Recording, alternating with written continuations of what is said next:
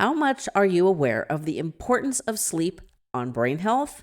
If you're like me, you read everything, so you're pretty well aware and you've tried all the tricks, but maybe you're still having challenges getting a good night's sleep. Well, today I am talking with Jennifer Hall of Ergonomics about what they learned when they were designing a bed called the Dawn House bed. And I think you're going to find that there's technology out there that can help us sleep better, and maybe you'd be interested in looking into it. If not, take away from what she's learned in the studies on what they needed to do to make this bed as great as it sounds. Welcome to Fading Memories, the podcast for caregivers of loved ones with dementia. I'm your host, Jennifer Fink. My mom had Alzheimer's for 20 years, and when I went looking for answers, I had to start a podcast to find them. Join me as we navigate the challenges of dementia caregiving together. This podcast is your beacon of support and empowerment. Let's share our experiences, find solace, and discover the strength within us. Get ready to embark on a transformative caregiving journey with Fading Memories. If you're looking for additional advice, be sure to sign up for our weekly email newsletter. It's brief, gives you great advice. You can read it in less than 5 minutes, and you know where to find the link. It's in the website, on the show notes. We're working on subscriber-only information and specials, so you're not going to want to miss out. Caregivers, are you paying enough attention to your health? Do you suffer from poor sleep, brain fog, or sugar cravings? None of these issues have a quick fix, but adding Relevate from NeuroReserve to your day is an excellent place to start. With Relevate, you get science-backed nutrition to help strengthen and protect your memory and cognitive performance today and for years to come. You deserve a brain span that lasts your lifespan, and to help you get started, use the link in the show notes and code FM15 to get 15% off any regular order. I've been taking Relevate for 3 years now, and I've seen an improvement in my memory and thinking. Now, on with our show. Welcome back, listeners. Thank you for joining us again today. Guess what? I'm not going to butcher this guest's name because she happens to be named Jennifer. And Jennifer Hall is from Ergomotion. They have a bed called the Dawn House bed. We're going to talk about that and how and why sleep is so important to our brain health. So thanks for joining me, Jennifer. I swear I should have butchered your name just for a joke. It's great to be here. Thanks so much for having me. Thank you. So I don't think when we talked before, I asked you if you had a connection with dementia. Quite a bit. So I was actually in senior living for 13 years, worked for a West Coast regional senior living company that focuses on assisted living and specializes in memory care. So I learned a lot during that time. Was able to partner with Alzheimer's Association, participated in a lot of their walks, and in some of their webinars and research. So I've learned a lot personally. I've had a number of relatives with different types of dementia, some of them specifically Alzheimer's. My grandmother had TIAs, so mini strokes that sort of contributed to dementia. So have experienced the journey, yes. Sounds like you've experienced it a lot. Well, it makes you very aware, that's for sure.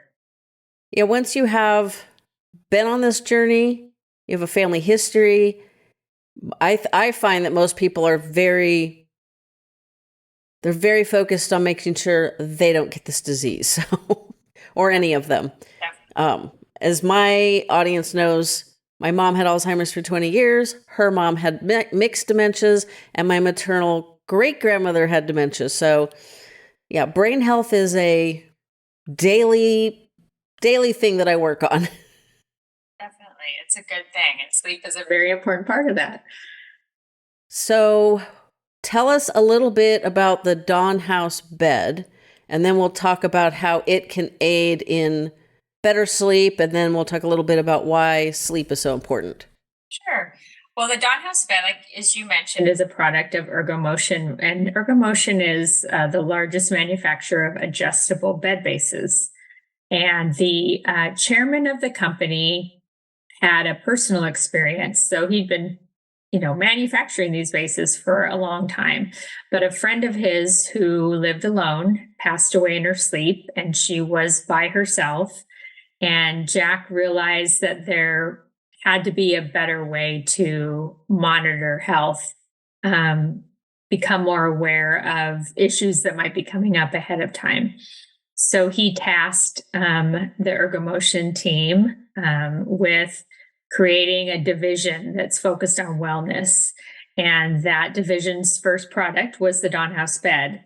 The key to that bed, it has a lot of features, which we'll cover safety and security and helping people to be more independent. The key for him was to have the bed built with non-contact, so passive sensors built into the base of the bed. And then when someone sleeps in the bed, the sensors can monitor micro vibrations from the person sleeping, and it can distinguish between things like light sleep, deep sleep, REM, so different levels of sleep, how long you've been sleeping. It measures heart rate variability, respiratory rate, many different areas of health and sleep. And that data is then passed on to the Dawn House app that the user has downloaded. It syncs with the bed. So they wake up each morning and they can open up their app and they can see all of those different variables of their sleep and health. And it's really more about overall trends and paying attention to changes rather than that individual night's sleep that might give you some confirmation or not. But one of the great parts of the reporting is that people, as they age, as we know from many studies, that 90% of people from 50 on up want to stay in their home, but very few are prepared to do that, whether their home is prepared for them or their healthcare needs. So with the Dawn House app reports, the user can choose to, if they want to, share that report with a loved one. So if they want to pass that on to an adult child who lives nearby or maybe lives in another state, or shares that with a one-time visit with a physician, that way there can be someone getting peace of mind. So maybe there's been a discussion about you wanting to stay at home by yourself, but your loved ones are maybe not on board with that completely. So this is sort of, I like to think of it as a negotiating tool because it does give them peace of mind. They can see, there are changes. It can trigger conversation. Have you changed your medication? Have you changed your diet? Are you having any pain? And if they're seeing changes in their sleep or heart rate or any of those other health metrics, that conversation can be initiated. Yeah, real-time data seems to be the future, or maybe it's already here. Yeah. Yeah. And I know the report measures daily, weekly, monthly, even annual. So you could really compare changes over time. Well, and it does more than, say, your Apple Watch, because you can track your sleep and it tracks other stuff, but I don't think it tracks it like all at once. Like, here's your sleep pattern, respiratory pattern, heart rate pattern overnight. Plus, if you got to charge your watch, it's kind of... Well, and what we found from other studies with one of our other products that's focused on people with active lifestyles is a large percentage of people don't like to sleep with their watch or their wearables. It's just uncomfortable. They can't get used to it. So this way it gives you that sort of holistic, and that's something we're working on now, is connecting with Apple Health and Google Fit and different tools, so you can get that holistic 360 view. You don't have to wear that wearable to bed. Yeah, that would be my preference.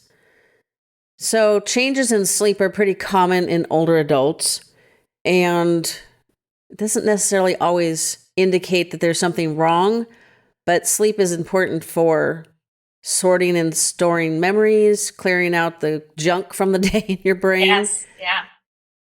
It's, why do you think monitoring sleep is so important? Like, why would somebody want to invest in the Dawn House bed? Just, because, Well, there are additional features that I should probably cover too. So those sort of safety and security features, the bed is what we call a high-low bed. So it adjusts up and down. So whether someone is short or tall or just has difficulty with mobility, that will help ease them getting in and out of bed. If there's a caregiver, lifting that bed up might make it easier. They don't have to bend over as far, so it's not as difficult for them. It also can come with an optional support rail that helps the person getting into bed sort of brace themselves, something to hold on to as they sit into the bed. It's designed with an inset base so they can walk right up to it with their feet under it, turn around, use that rail to sit into it. It also has underbed lighting, so it can be motion activated. So when you wake up in the middle of the night, which is we do more often as we get older, it has a very faint light around the base of the bed. So you can sort of see where you're going, which helps diminish. We know falls are one of the biggest issues as we age and most dangerous. So it sort of helps slightly light the way so you might not trip.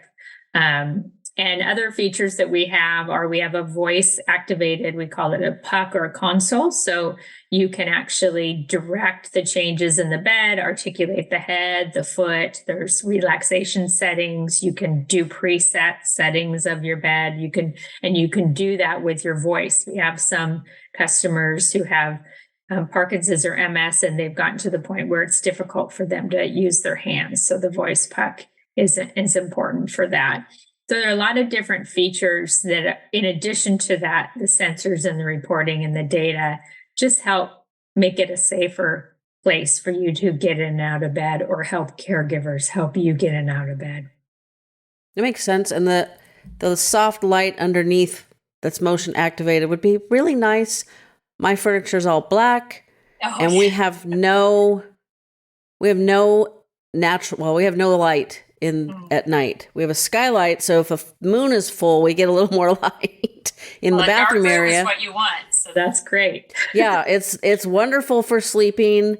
It's quiet where we live and super dark, but I've learned basically to slide out of bed because it's a little tall for me. Yeah. And then I put my hand on the dresser, and then I know it's about 3 or 4 steps forward. Yeah. And then there's the carpet ends where the bathroom begins. And so then you kind of... You figured out your way. Yeah. Well, when we first moved in, we didn't have flooring, and it was really dicey. And it was new because we had lived in a temporary house that had way too much light pollution. Right. So, yeah, we went from too much light at night to, did I go blind? You know, it's really, really dark, which is really nice. It's actually almost annoying when we have a full moon because... it's almost like somebody's left a light on in the closet. You're like, what is that light? But one of the key things too with that lighting, in addition, is the way the bed was designed. It is created. Well, first of all, I should say it's a beautifully designed bed, and that was purposeful. We talked with physical therapists, medical professionals, senior living executives. We took 40 beta beds into a community and had the residents try them out so that we could get their feedback. We wanted this to be designed and created based on what the needs were. They wanted a beautiful bed.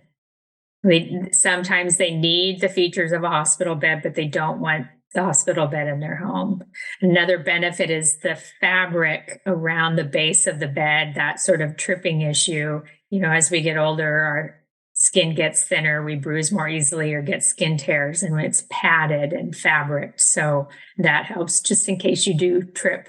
It won't be quite as painful as a typical bed frame. That is true. Ours is just solid wood.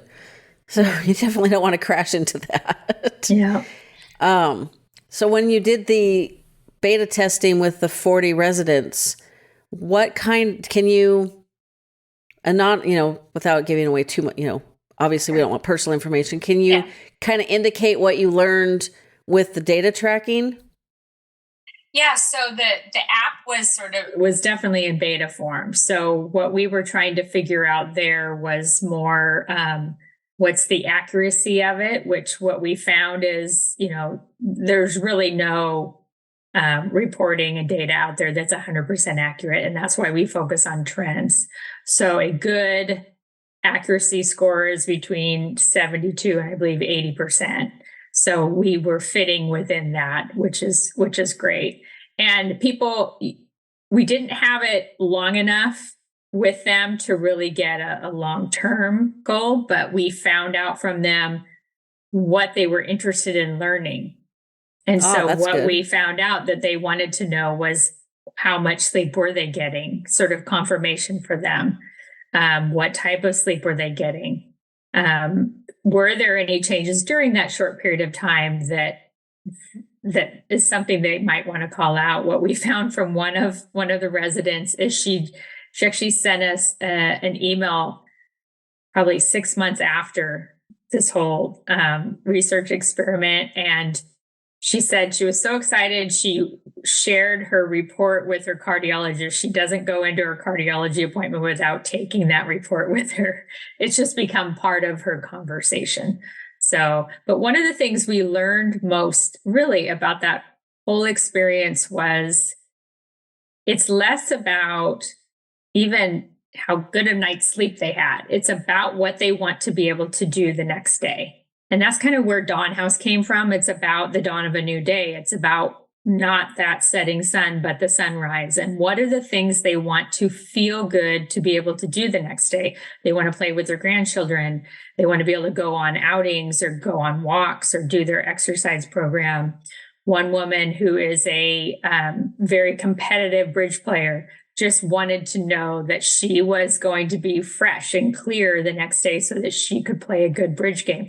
It really was eye-opening. It's more about what's coming up and what's forward rather than, looking at what happened last night or the night before. Obviously, they all tie in together, but that's really the story that we came away with.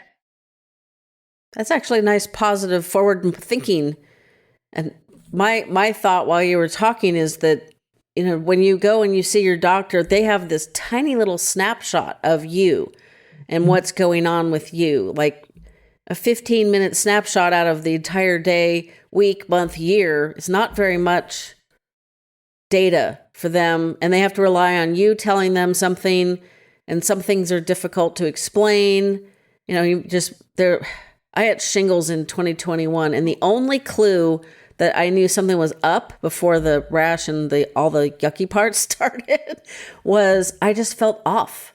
It's like, I went out with my cycling group, and it felt like I was having a hard time breathing, and my watch was telling me that I was fine, but I just felt weird. And that's not very descriptive for a doctor. Right. So like if I had some sort of tracking with my Apple Watch other than, like my oxygen level was fine, my heart rate was a little higher than normal, but not dangerous. So it's, I gave them all that information. They still insisted I take a COVID test because, of course, this was 2021.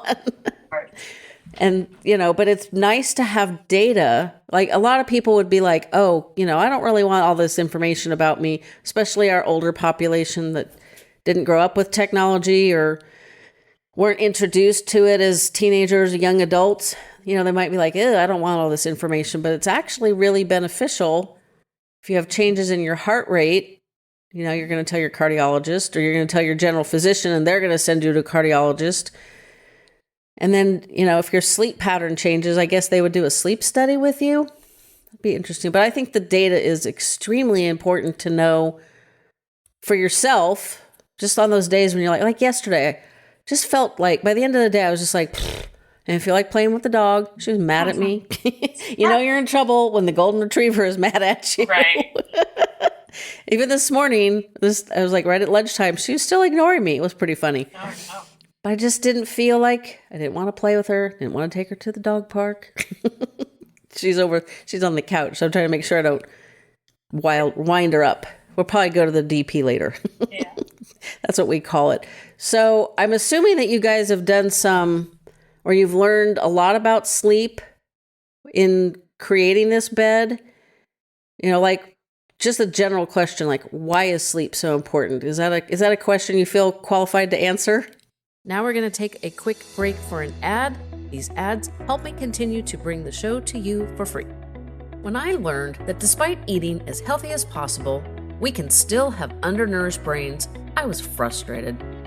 I also live in a farming community, so I'm aware that our food isn't grown as well as we need. Learning about neuroreserves, Relevate, and how it's formulated to fix this problem convinced me to give them a try. Now I know many of you are skeptical, as was I. However, I know it's working because of one simple change. My sweet tooth is gone. I didn't expect that, and it's not something other users have commented on, but here's some truth. My brain always wanted something sweet. Now, fruit usually did the trick, but not always.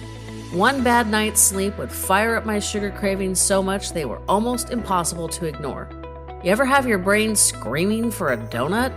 Well, for me, those days are gone.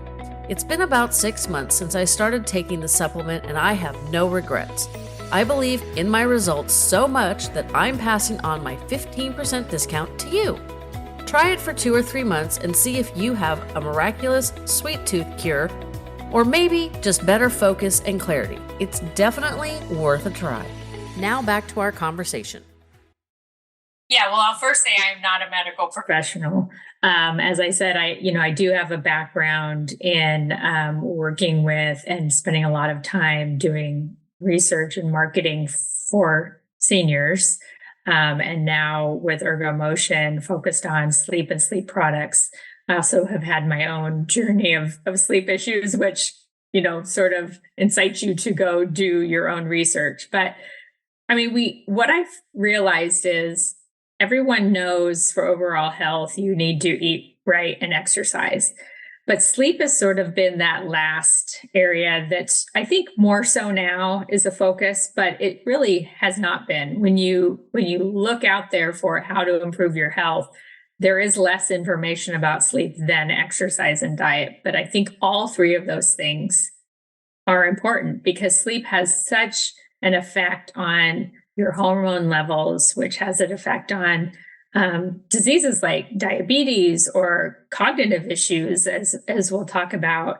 It can affect your weight. It can affect your mood, your brain performance. There's just so many areas that it can affect, and they all tie in together. If you don't sleep well, you're more likely to eat poorly the next day, which then can affect your sleep the next day. And it's just this vicious cycle that happens.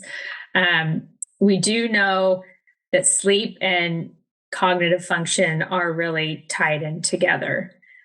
Because when you're sleeping, there's a whole lot going on in your brain that you may not even realize while you're sleeping. A lot of it is, like you mentioned, just memory consolidation. So you've taken in a lot of input during the day, and at night while you're sleeping, that is when your brain takes all that information and consolidates it so that you can reach back in there and get that information at another time and help you with your short-term storage and long-term storage and recall. It also helps with problem solving. So it's, as you may find, if you have a very bad night's sleep the next day, you just really aren't quick. It takes you longer to problem solve or figure things out or just even to get started.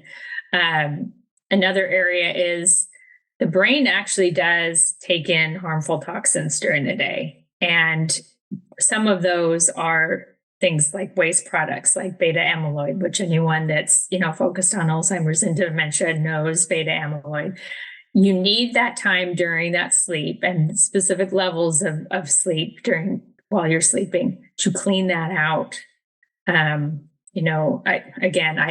I can't speak too deeply in the scientific or medical area, but, the beta amyloids lead to plaques, and that seems to be, from what we know, have an effect on dementia. So all of that tied together, just generally supporting brain health and reducing the risk of dementia is the key to getting a good night's sleep. And I think it takes effort. It's not just, you put your pajamas on and you go to bed and you fall asleep and then you get up in the morning. I mean, it's a key part of sleep is setting a routine and preparing yourself for bed. Just like you have plans for the day during the day while you're working, you need to plan for that time in the evening, just so your body and your mind can get into a routine, which can help you fall asleep faster, help you stay asleep longer, and have the right levels of sleep while you're sleeping. Occasionally, I probably should do it more often, is a 20-minute evening stretch. As most of my listeners know, I belong to the cult of Peloton, and that's what I call it. I know you all. I know members of the cult of Peloton. Yeah, there's a reason. It's like it's a little addictive, but in a good way. But they have these 20-minute evening stretches, and you think, oh my God, this is stretching for 20 minutes. I'd go die of boredom. It does not feel like 20 minutes. And I have learned, because they are predominantly designed to stretch, get the kinks and all that stuff out that we manage to tie our bodies into knots during the day before you go to bed.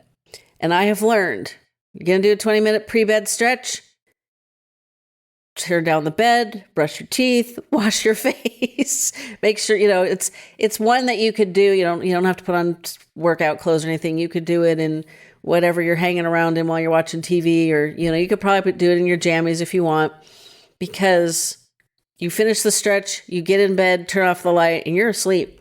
And there's one of them where the instructor actually says, because you're doing some stretches laying flat on your back, and he says, if you fall asleep on me, it's okay. I won't be mad. I'll be here when you wake up. And I just love that, because, every time I do them, I think I should do these every night. But, at the end of the evening, you're like, it's 20 minutes. And even if you just did half of that, but it's really more about the routine. You doing that, if you've done it enough, your body and your mind now know, oh, this is what we do before we go to sleep. And it just signals to you that it prepares you to get relaxed. Yeah, and it definitely, they're really super passive stretches. So it's designed to, like I said, relax you, unknot your body, do things that are beneficial, that, to counteract all the things we do to it during the day, like sitting too much, or not whatever. I always do 10-minute stretches after my workout. So another 20 minutes seems like a lot, but it's sleep routines. And what do they call it? Sleep hygiene. It's like, they always say, don't have your screen. Well, I read my book on my phone. So that's probably I'm a big proponent of, take that time, you know that you need 7 to 9 hours of sleep if you're of our age. So if you know when you need to get up in the morning, you need to back into that. But really the key is consistent schedule, even on the weekends. So if you need to get up at 6 a.m, then you need to be asleep by 10 p.m., just to make sure you're getting that minimum of sleep. And you need to do that even on the weekend, because it just helps you consistently find that routine. And it's hard to do that because life gets in the way of things. Yeah, I'm a solar charged person, so when the sun goes down, my solar battery starts to drain. And I really hate winter, because when it's dark at 4:30, it's like, by like 6:30, I'm like, I think I'm ready for bed. Oh, wait, it's dinner time. Well, that's the other problem, is naps. So there's a lot of, maybe controversy is a strong word, but about naps and whether you should take naps or not take naps. And the key from what I've found is naps are great. I mean, your body's telling you something. You're not necessarily, if you lost a bunch of sleep the night before, you're not going to catch up necessarily, but a nap, 20 to 30 minute nap, as long as it's earlier in the day and it's not too close to bedtime. But if it's too long, then it's hard to get out of that once you wake up, and it's going to be more difficult to fall asleep and stay asleep at night. Yeah, I think people get overly exhausted because they don't sleep enough, and then they take a nap. It's probably too late in the day, and then they can't get to sleep when they need to get to sleep. So yeah, it's not cool. Yeah, I'm like a 10 o'clock bedtime, 7 o'clock get up. And I would prefer to keep like that on the weekend, but the hubby likes to sleep in. And sometimes by 7:30, my stomach's like, excuse us, can we please be up and eating? It's like, exactly. I'm like the DOG. Oh my God. Now I can't even spell. Like when we're about to have fallback, and it, like, she will look at you at a specific time, like, excuse you, but you have neglected to feed me. Yes, it It's is. like, It is my time. yeah, it takes a while for her to adjust when we do the spring forward. It's Oh, like, ugh. yes. So all these routines, while they might seem limiting in what you can, it's like, I don't want to be that structured. I just want to go with the flow. And it's like, well, that's great until you are getting ready for bed and you're not tired, or you've taken a nap, or you fall asleep in front of the TV. Ugh. That's the worst. I hate it. If I fall asleep in front of the TV, I'm in trouble. Well, with the time change, what I've found is if you prepare for it, and you sort of do a 15 minutes earlier or later, depending on where we are in the time change, a few days to a week before, by the time we do that time change, it will be less disruptive to your regular sleep schedule. Which is important in the spring when we do that, when we lose that whole hour. Right. I keep thinking they're going to do away with this nonsense, but that's what they say. I believe it when they tell us. Yeah, the whole spring forward thing is definitely important to, ease into that, because, just like what I was saying about the dog, it just really messes with your schedule. And I think one of the reasons they want to change it, getting a little bit back onto the sleep topic, is because when we do the spring forward, people lose an hour of sleep. There's like, I believe like the day after, a few days after the spring forward, there's like more car accidents. There's like more domestic violence. There's like more awful stuff. Yeah. They say it triggers people with anxiety or depression. It really triggers those. It can even trigger panic attacks. It's that can tell you how important sleep is right there. I didn't think I'd ever heard it triggering panic attacks. Oh, yikes. If you already have anxiety, and you're thrown off that way, it can trigger those. Yeah. And those people probably really want daylight savings to be abolished. Permanent. Yes. It's, and then we got people driving home in the dark. Yeah. I'm not really sure the benefits anymore. I always liked it, but the older I get, the less I approve of it. Was there any, did you guys do any studies about sleep with the bed? I can't remember if we asked that before. So we are working right now. We've been working with Duke University. So they have a sleep study center. And so it takes quite some time to put a program like that together. That is really more around testing and confirming the sensors and the data reports. We've been talking with Stanford as well. But yes, what we want to do is really get more information about how people sleeping in the Dawn House bed benefit, so we can have, data around the benefits of that. So we're working towards that, definitely. There was one feature that you didn't mention earlier, and that's the zero gravity feature. Because that sounded cool to me. Yeah, so we call it 0G. So zero gravity is named after that position that astronauts are put in when they are taking off, being launched. It helps manage the pressure and the 0Gs on their body. So where it is in the Dawn House bed is it raises your feet slightly higher, raises your head, but it's lower than your feet. So it really can help with ease back pain. It can help with circulation. We actually have someone that is a side sleeper and wasn't sure 0G would work, but they actually tried doing that. And now they really can't fall asleep unless they're in 0G. It's how they fall asleep. And what you can do is you can do presets on your Dawn House bed. So for certain times and routines, you can have your bed for a certain period of time in a certain way and then change. A couple other features we have are rise to wake and rest and unwind. So instead of using your alarm that can be really jarring in the morning, even if it's the radio, you can schedule it so that it slightly raises your head at the set time, which is a much nicer way to wake.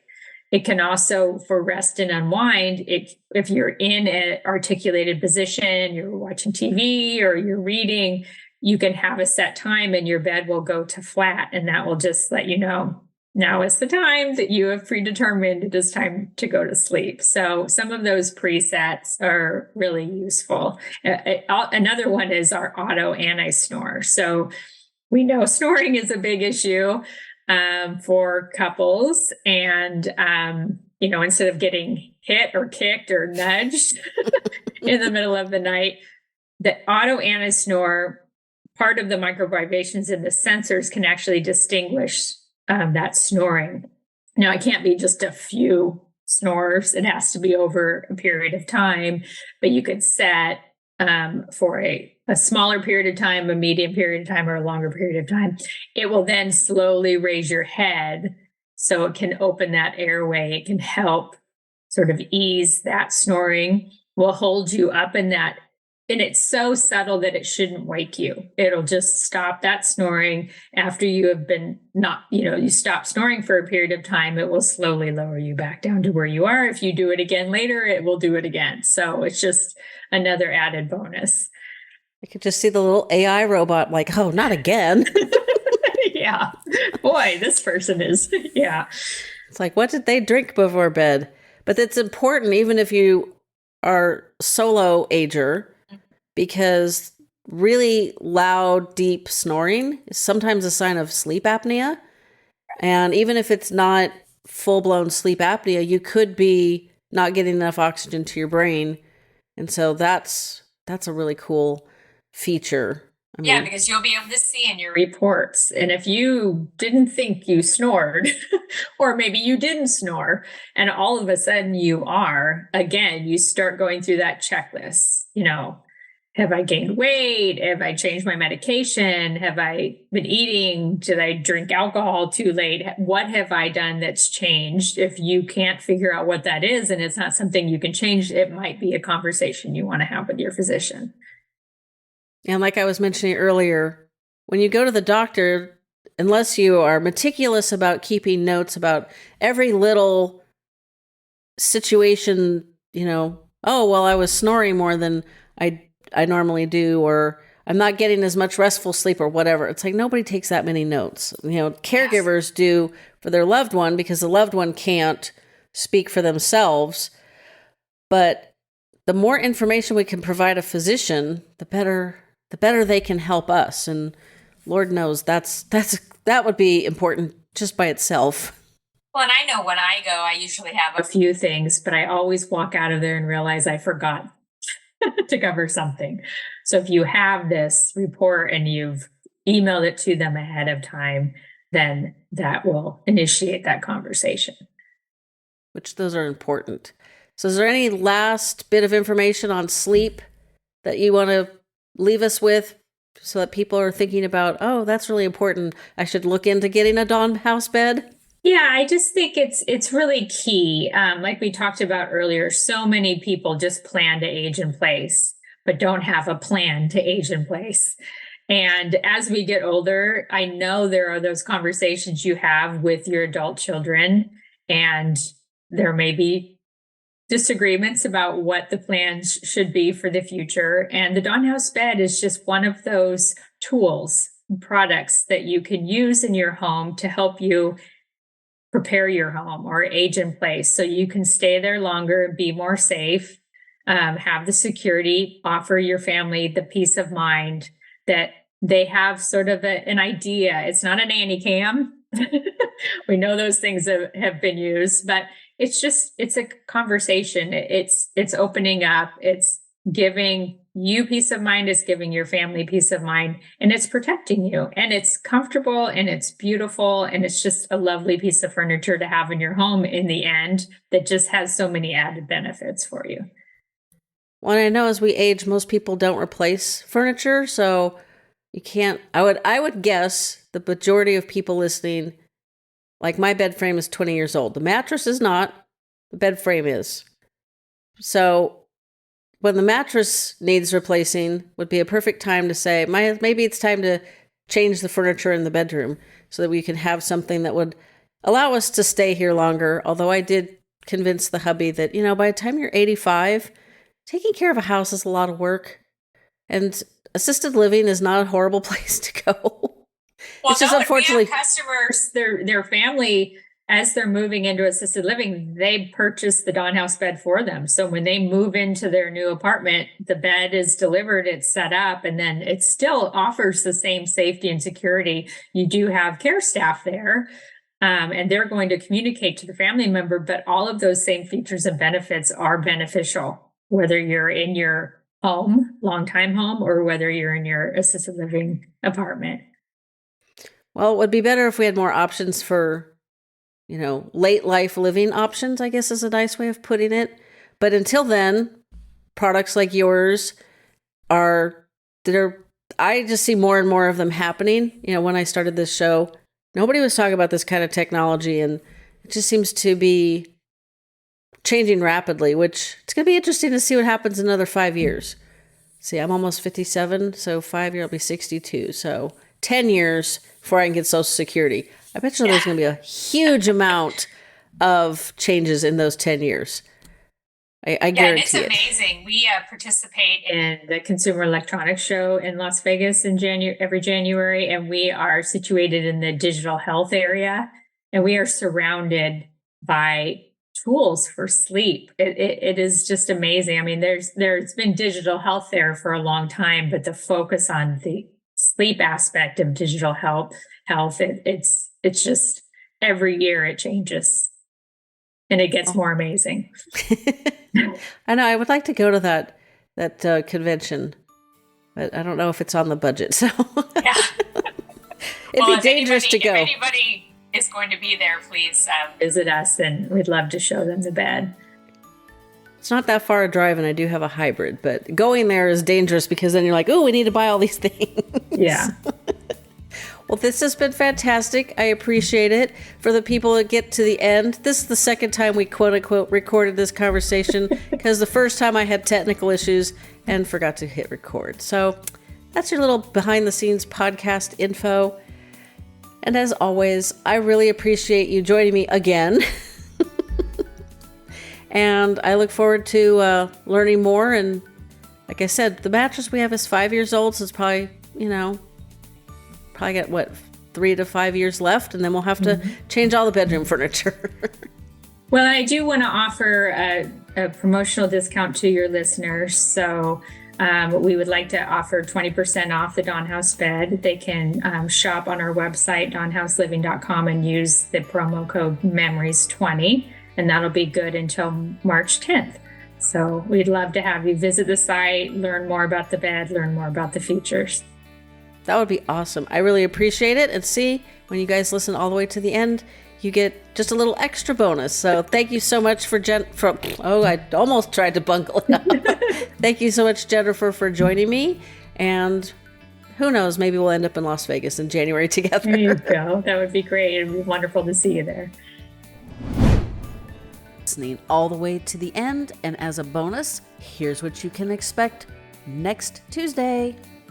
Is really what it is air compressing around you. And so when the air compresses and expands apart and it enters our ear is finely tuned to pick that up and kind of modify that into a neural signal. And so there are different parts of the ear that have different jobs to take that sound, make it louder, send it into our tiniest organ in our ear, which is our cochlea. And that movement in the cochlea is what makes that sound an impulse that goes up to the brain, and we hear it. And it happens extremely rapidly. It's happening right now, very, very fast for many of the listeners. And it does it all day, every day. And we have 2 whole organs doing it. And so it's a very cool system. And when there is a problem in that system, it's very noticeable, because if you're someone whose modality is speech, right? You spend all day listening to speech and talking, any change in that system is going to be a very noticeable and palpable change to your day-to-day life. Thanks for listening today, and we'll be back in your ears again next Tuesday. Please support our sponsors, for they help us bring this show to you for free.